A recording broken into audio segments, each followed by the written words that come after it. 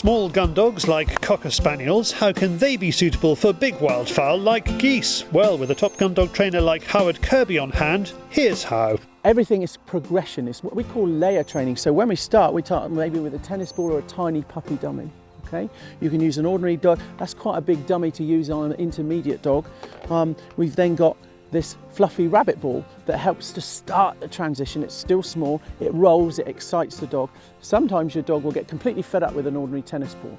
So if you bring one of these out with a bit of fluff on it, you spit on it or you rub it in some cold game, you make it smell of a pigeon or of a rabbit. It's a great way to make that transition from a plain old dummy, which is just a canvas bag of shavings, or a tennis ball, which is rubber with fluff on it, towards slowly building them up to live game. And that's a layered up process. We don't rush them straight out and show them a pheasant, because things can go very wrong and you can spoil your gun dog by rushing them into cold or hot game.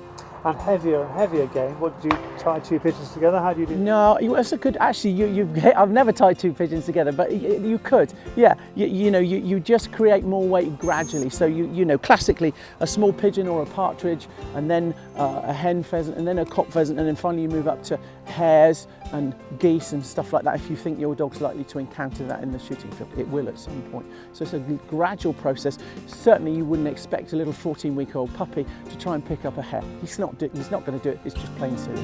Howard Kirby runs Mullinscourt Gundogs from Lanes Shooting School near Andover in Hampshire. Visit mullinscourt.co.uk. This series on gundog training tips is brought to you by Skinners Petfoods, maker of the Field and Trial range of gundog feeds.